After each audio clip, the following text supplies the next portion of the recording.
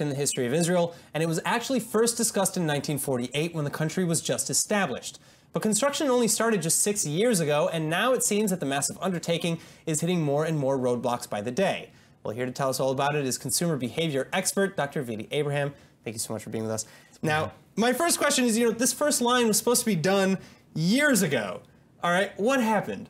All right, well, there are a lot of things that happened on the way. So one of the things that is really holding back this project, well, actually two major things. The first thing is that Bnei Brak, which is a religious city in Israel, did not allow the company. For those who don't know. Yes, right. It just very close to Tel Aviv, did not allow the company to work Saturdays, so it set it back a few months back. Okay, but a few months is not like a decade. Yes. Well, no, it was planned to open. It's planning to operate next year, but now it's probably going to happen in 2 years. A lot of consequences. But anyway, and the other reason is that the CEO, Yehuda Baron, he resigned. And one of the reasons why he resigned is because he had differences with the chair of the board.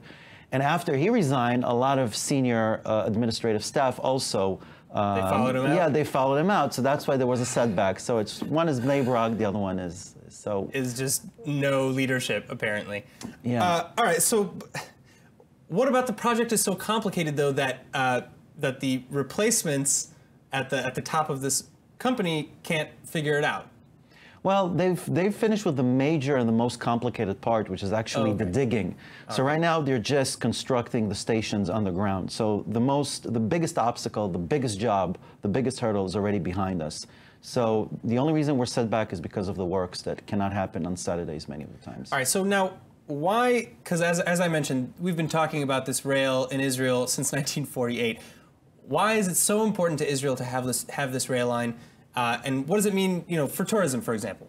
Okay, well, it's interesting that overall tourists are really happy with Israel. I mean, there was a study that was conducted by the tourism ministry, and it shows that about 40% of all people who come to Israel once are likely to come visit again. Actually, this is a major study that included 18,000 tourists. On the other hand, these people are not happy with public transportation. Neither are Israelis. Neither are Israelis, and there are a lot of reasons. Now, look, this makes it especially troublesome for tourists because we're Israelis, we have cars, we have, we know how to get around, we know Hebrew. A lot of the sites where they can buy tickets online are not accessible in Hebrew, and even if they're accessible in English, it's very difficult to understand where you can buy the Ravkov. We can tell our audience that it's a card the bus card that allows you to, use the public transportation.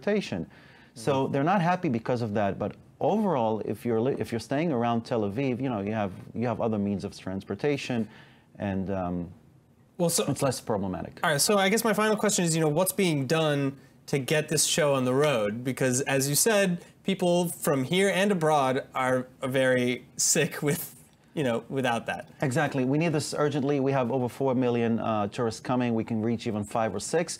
And a report that was published recently online, the Minister of Transportation has been quoted as, "I will not allow this project to be delayed. Wow. As far as I'm concerned, it's going to happen and start according to schedule." All right. Well, here's hoping. Vili, thank you so much for coming. Pleasure.